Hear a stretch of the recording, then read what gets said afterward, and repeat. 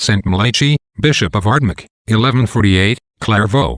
In the 5th century Ireland was converted from heathenism to Christianity. Through the 3 succeeding ages it became the principal seat of learning in Christendom. So happy a distinction was owing to the labors and apostolic lives of the native ecclesiastics, who were never known to abuse the great immunities and secular endowments conferred on them by the Irish princes. This change from idolatry to the gospel was brought about in a period when the Roman Empire in the West was torn to pieces, and when inundations of pagan nations seized on the greater part of Europe. In that state, Providence, ever watchful over the Church, erected an asylum in this remote island for its repose and extension. For 300 years the Christian youth of the continent flocked hither to be instructed in the science of the saints, and in the literature which leads to it. In the 9th century Ireland began to feel the grievances which followed the invasion of the sanctuary and other countries. It was infested in its turn by heathen barbarians, who under the general name of Normans, ravaged at the same time the maritime districts of France, England, and Scotland, and finally, made establishments in all. Nothing sacred had escaped their depredations. Wherever their power prevailed they massacred the ecclesiastics, demolished the monasteries, and committed their libraries to the flames. In these confusions the civil power was weakened, and kings contending with a foreign enemy, and with vassals often equally dangerous, lost much of their authority. The national assemblies, the guardians and framers of law, were seldom convened. And when convened they wanted the power, perhaps the wisdom, to restore the old constitution, or establish a better on its ruins. Through a long and unavoidable intercourse between the natives and the oppressors of religion and law, a great relaxation of piety and morals gradually took place. Vice and ignorance succeeded to the Christian virtues, and to knowledge. Factions among the governors of provinces ended in a dissolution of the Irish monarchy on the demise of Malachi II. In 1022, and, through the accumulation of so many evils, the nation was, in a great degree, sunk in barbarism. It was in this state of the nation that the glorious saint, whose life we are writing, was born. Malachi, called in Irish Maitland Morgan, was a native of Ardmach. His parents were persons of the first rank, and very virtuous, especially his mother, who was most solicitous to train him up in the fear of God. When he was of age to go to school, not content to procure him pious tutors whilst he studied grammar at Ardmach, she never ceased at home to instill into his tender mind the most perfect sentiments and maxims of piety, which were deeply imprinted in his heart by that interior master in whose school he was from his infancy a great proficient. He was meek, humble, obedient, modest, obliging to all, and very diligent in his studies. He was temperate in diet, vanquished sleep, and had no inclination to childish sports and diversions, so that he far outstripped his fellow students in learning, and his very masters in virtue. In his studies, devotions, and little practices of penance he was very cautious and circumspect to shun as much as possible the eyes of others, and all danger of vainglory, the most beneficial poison of virtues. For this reason he spent not so much time in churches as he desired to do, but prayed much in retired places, and at all times frequently lifted up his pure hands and heart to heaven in such a manner as not to be taken notice of. When his master took a walk to a neighboring village without any other company but his beloved scholar, the pious youth often remained a little behind to send up with more liberty, as it were by stealth, short inflamed ejaculations from the bow of his heart, which was always bent, says Saint Bernard, to learn more perfectly the art of dying to himself, and living wholly to God and his love. Malachi put himself under the discipline of a holy recluse named Ardmach, who led a most austere life in continual prayer in a cell near the great church of Ardmach. This step in one of his age and quality astonished the whole city, and many severely censured and laughed at him for it. Many ascribed this undertaking to melancholy, fickleness, or the rash heat of youth.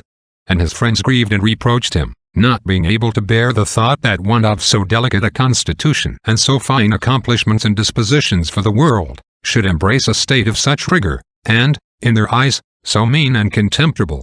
The saint valued not their censures, and learned by despising them with humility and meanness to vanquish both the world and himself.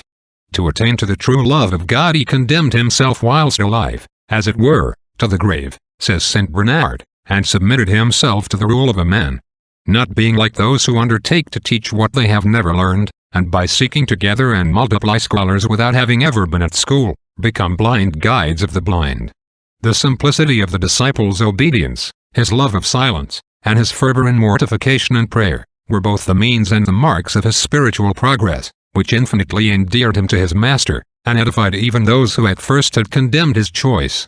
Their railleries were soon converted into praises, and their contempt into admiration, and many, moved by the example of his virtue, desired to be his imitators and companions in that manner of life. Malachi prevailed upon Ardmach to admit the most fervent among these petitioners, and they soon formed a considerable community. Malachi was by his eminent virtues a model to all the rest, though he always looked upon himself as the last and most unworthy of that religious society. A disciple so meek, so humble, so obedient, so mortified and devout, could not fail, by the assiduous exercises of penance and prayer, to advance apace to the summit of evangelical perfection. Ardmach, his superior, and Celsus or Sialach, Archbishop of Ardmach, judged him worthy of holy orders, and this prelate obliged him, notwithstanding all the resistance he could make, to receive at his hands the order of deacon, and some time after, the priesthood, when he was 25 years old, though the age which the canons then required for priestly orders was 30 years, as St. Bernard testifies. But his extraordinary merit was just reason for dispensing with the rule. At the same time, the archbishop made him his vicar to preach the word of God to the rude people, and to extirpate evil customs, which were many, grievous, and inveterate, and most horribly disfigured the face of that church. Wonderful was the zeal with which St. Malachi discharged this commission. Abuses and vices were quite defeated and dispersed before his face, barbarous customs were abolished, diabolical charms and superstitions were banished, and whatever squared not with the rule of the gospel could not stand before him. He seemed to be a flame amidst the forest, or a hook extirpating noxious plants. With a giant's heart he appeared at work on every side. He made several regulations and ecclesiastical discipline, which were authorized by the bishops, and settled the regular solemn rehearsal of the canonical hours in all the churches of the diocese, which, since the Danish invasions, had been omitted even in cities, in which it was of service to him that from his youth he had applied himself to the church music. What was yet of much greater importance, he renewed the use of the sacraments, especially of confession or penance, of confirmation, and regular matrimony. St. Malachi, fearing lest he was not sufficiently skilled in the canons of the church to carry on a thorough reformation of discipline, and often laboring under great anxieties of mind on this account, resolved, with the approbation of his prelate, to repair for some time to Malchus, Bishop of Lismore, who had been educated in England, where he became a monk of Winchester, and was then for his learning and sanctity reputed the oracle of all Ireland. Being courteously received by this good old man, he was diligently instructed by him in all things belonging to the divine service, and to the care of souls, and, at the same time, he employed his ministry in the church. Ireland being at that time divided into several little kingdoms, it happened that Cormac, king of Munster, was dethroned by his wicked brother, and, in his misfortunes, had recourse to Bishop Malchus, not to recover his crown, but to save his soul. Fearing him who takes away the spirit of princes, and being averse from shedding more blood for temporal interests. At the news of the arrival of such a guest, Malchus made preparations to receive him with due honor. But the king would by no means consent to his desires, declaring it was his intention to think no more of worldly pomp, but to live among his canons, to put on sackcloth, and labor by penance to secure to himself the possession of an eternal kingdom. Malchus made him a suitable exhortation on the conditions of his sacrifice, and of a contrite heart, and assigned him a little house to lodge in, and appointed St. Malachi his master, with bread and water for his sustenance. Through our saint's exhortations the king began to relish the sweetness of the incorruptible heavenly food of the soul, his heart was softened to compunction. And whilst he subdued his flesh by austerities, he washed his soul with penitential tears, like another David, never ceasing to cry out with him to God, "Behold my baseness and my misery, and pardon me all my offenses." The sovereign judge was not deaf to his prayer, but according to his infinite goodness heard it not only in the sense in which it was uttered, purely for spiritual benefits, but also with regard to the greatest temporal favors, granting him his holy grace which he asked, and in addition restoring him to his earthly kingdom. For an Hebrew king, moved with indignation at the injury done to the majesty of kings in his expulsion, sought out the penitent in his cell, and finding him insensible to all worldly motives of interest, pressed him, with those of piety, and the justice which he owed to his own subjects, and not being able yet to succeed, engaged both Malchus the bishop and St. Malachi to employ their authority and command, and to represent to him that justice to his people, and the divine honor, obliged him not to oppose the design. Therefore, with the succours of this king and the activity of many loyal subjects, he was easily forced again upon the throne. And he ever after loved and honored Saint Malachi as his father. Our saint was soon after called back by Celsus and Aymar, both by letters and message to Ardmach. The great abbey of Bangor, now in the county of Down, lay at that time in a desolate condition, and its revenues were possessed by an uncle of Saint Malachi, till it should be re-established. This uncle resigned it to his holy nephew that he might settle in it regular observance, and became himself a monk under his direction in this house, which, by the care of the saint, became a flourishing seminary of learning and piety, though not so numerous as it had formerly been. Saint Malachi governed this house some time, and, to use Saint Bernard's words, was in his deportment a living rule, and a bright glass, or, as it were, a book laid open in which all might learn the true precepts of religious conversation. He not only always went before his little flock, in all monastic observances, but also did particular penances, and other actions of perfection, which no man was able to equal. And he worked with his brethren in hewing timber, and in the like manual labor. Several miraculous cures of sick persons, some of which Saint Bernard recounts, added to his reputation. But the whole tenor of his life, says this saint, was the greatest of his miracles. And the composure of his mind, and the inward sanctity of his soul, appeared in his countenance, which was always modestly cheerful. A sister of our saint, who had led a worldly life, died, and he recommended her soul to God for a long time in the sacrifice of the altar.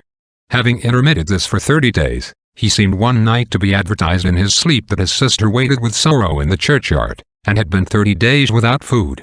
This he understood of spiritual food, and having resumed the custom of saying Mass, or causing one to be said for her every day, saw her after some time admitted to the door of the church, then within the church, and some days after to the altar, where she appeared in joy, in the midst of a troop of happy spirits.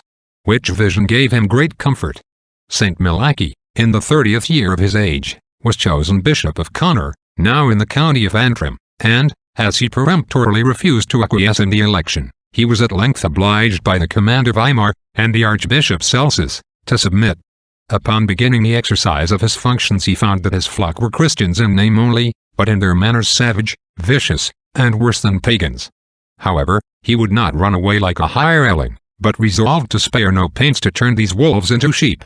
He preached in public with an apostolical vigor, mingling tenderness with a wholesome severity.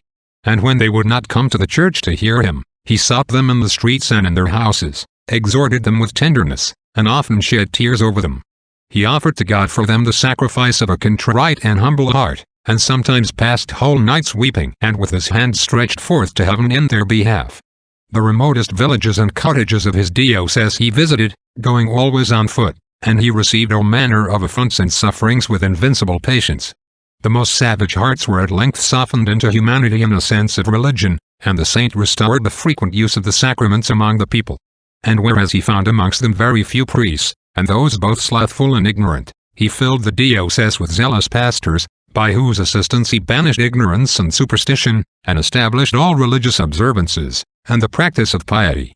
In the whole comportment of this holy man, nothing was more admirable than his invincible patience and meanness.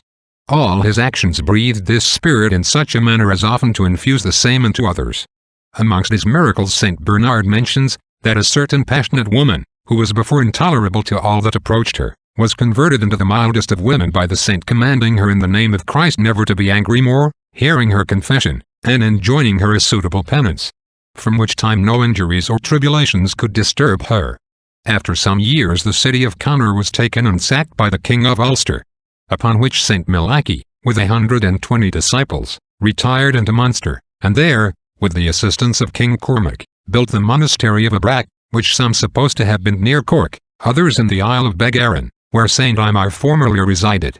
Whilst our saint governed this holy family in the strictest monastic discipline, humbling himself even to the meanest offices of the community, and, in point of holy poverty and penance, going beyond all his brethren, the Archbishop Celsus was taken with that illness of which he died. In his infirmity he appointed Saint Malachi to be his successor, conjuring all persons concerned, in the name of Saint Patrick, the founder of that see, to concur to that promotion, and oppose the intrusion of any other person. This he not only most earnestly declared by word of mouth, but also recommended by letters to persons of the greatest interest and power in the country, particularly to the two kings of Upper and Lower Munster. This he did out of a zealous desire to abolish a most scandalous abuse which had been the source of all other disorders in the churches of Ireland. For 200 years past, the family out of which Celsus had been assumed, and which was the most powerful in the country, had, during 15 generations, usurped the archbishopric as an inheritance. Insomuch, that when there was no clergyman of their kindred, they intruded some married man and layman of their family, who, without any holy orders, had the administration and enjoyed the revenues of that see, and even exercised a despotical tyranny over the other bishops of the island. Notwithstanding the precaution taken by Celsus, who was a good man, after his death, though Malachi was canonically elected, pursuant to his desire, Maurice, one of the above-mentioned family, got possession. Malachi declined the promotion, and alleged the dangers of a tumult and bloodshed.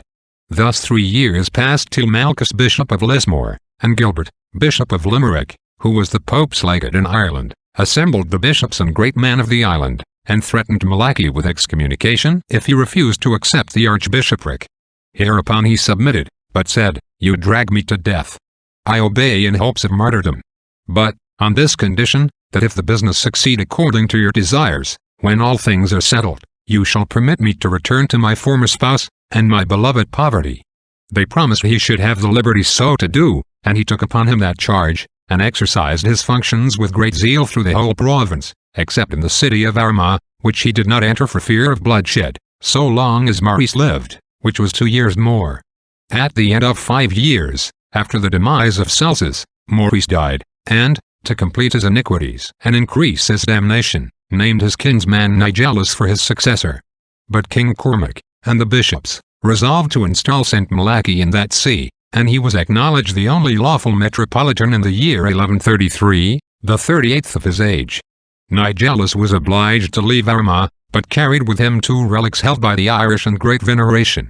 And the common people were foolishly persuaded that he was archbishop who had them in his possession.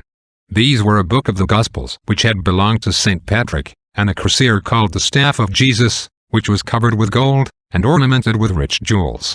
By this fallacy some still adhered to him, and his kindred violently persecuted St. Malachi.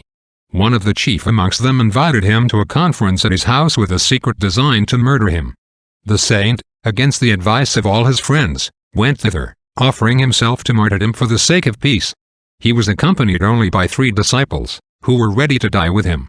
But the courage and heavenly mildness of his countenance disarmed his enemies as soon as he appeared amongst them, and he who had designed to murder him, rose up to do him honor, and a peace was concluded on all sides.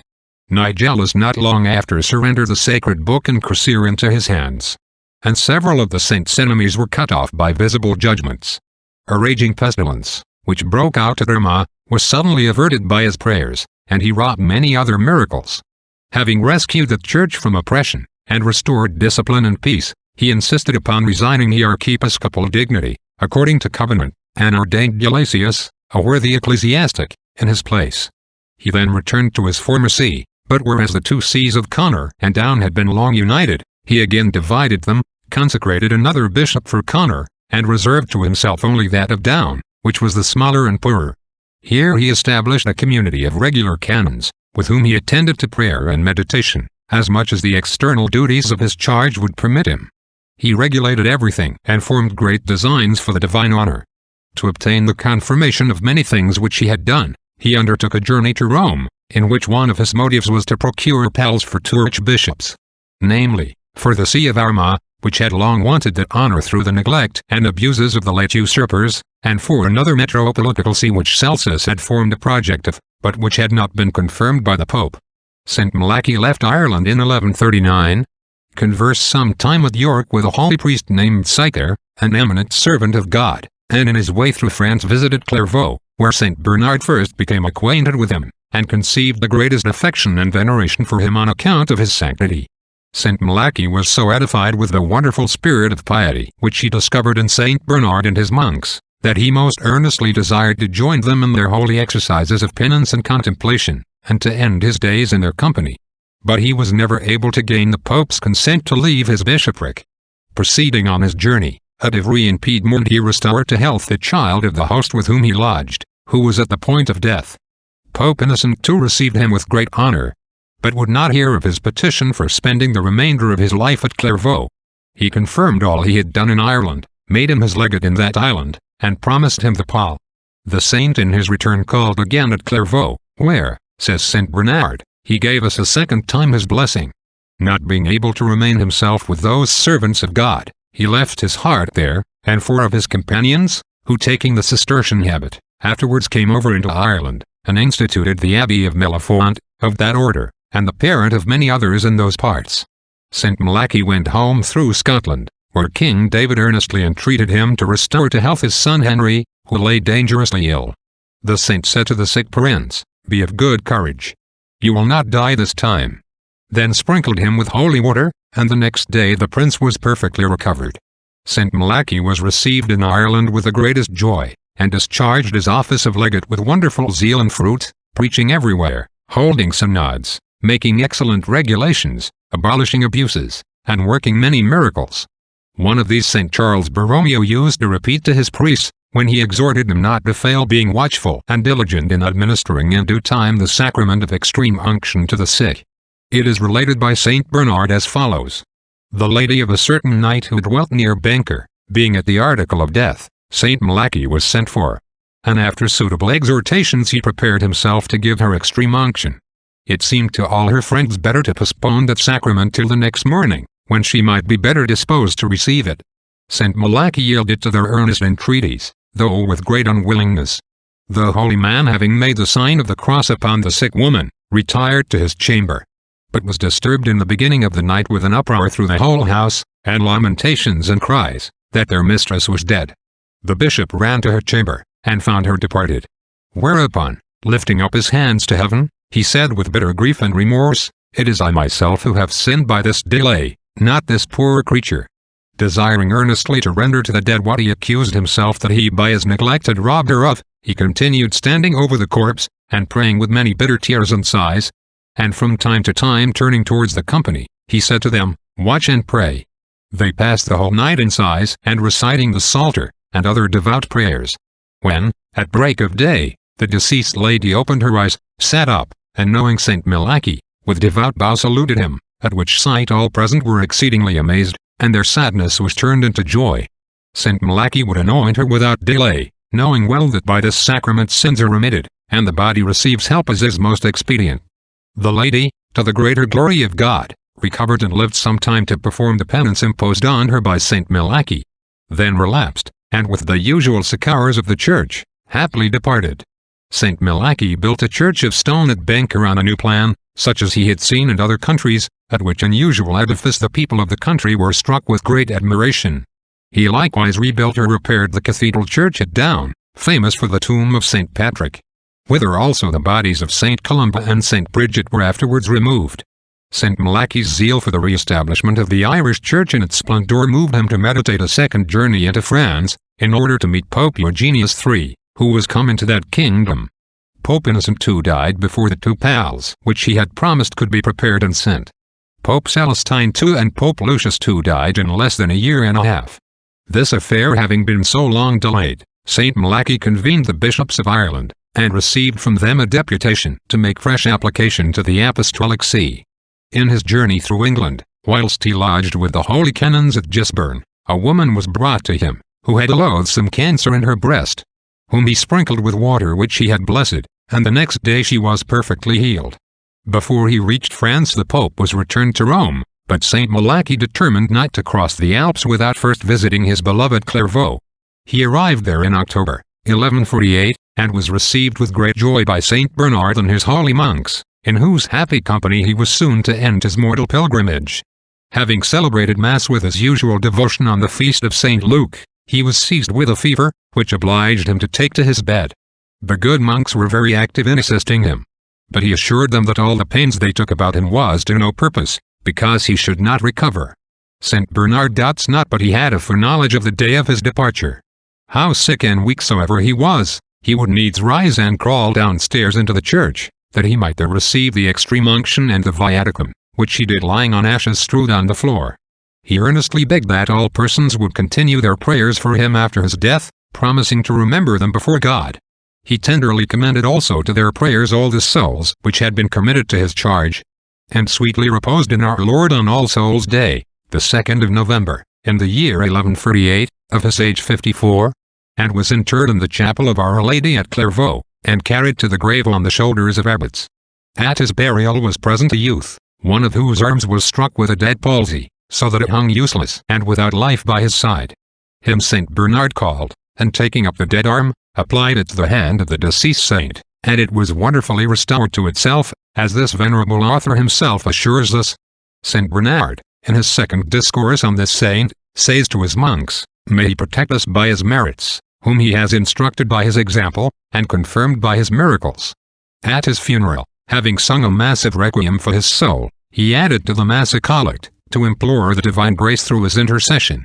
Having been assured of his glory by revelation at the altar, as his disciple Geoffroy relates in the 4th book of his life. Saint Malachi was canonized by a bull of Pope Clement, either the 3rd or 4th, addressed to the general chapter of the Cistercians, in the 3rd year of his pontificate. Two things says Saint Bernard, made Malachi a saint, perfect meanness, which is always founded in sincere profound humility, and a lively faith. By the first, he was dead to himself. By the second, his soul was closely united to God in the exercises of assiduous prayer and contemplation. He sanctified him in faith and mildness.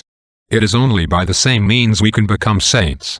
How perfectly Malachi was dead to himself, appeared by his holding the metropolitical dignity so long as it was attended with extraordinary dangers and tribulations, and by his quitting it as soon as he could enjoy it in peace. How entirely he was dead to the world, he showed by his love of sufferings and poverty, and by the state of voluntary privations and self-denial, in which he lived in the midst of prosperity, being always poor to himself, and rich to the poor, as he is styled by Saint Bernard.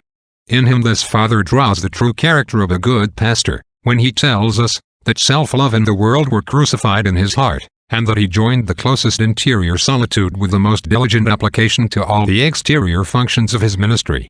He seemed to live wholly to himself, yet so devoted to the service of his neighbor as if he lived wholly for them. So perfectly did neither charity withdraw him from the strictest watchfulness over himself, nor the care of his own soul hinder him in anything from attending to the service of others. If you saw him amidst the cares and functions of his pastoral charge, you would say he was born for others, not for himself. Yet if you considered him in his retirement, or observed his constant recollection, you would think that he lived only to God and himself. Amen. Benedicat vos omnipotens Deus, Pater, et Filius, et Spiritus Sanctus. Amen.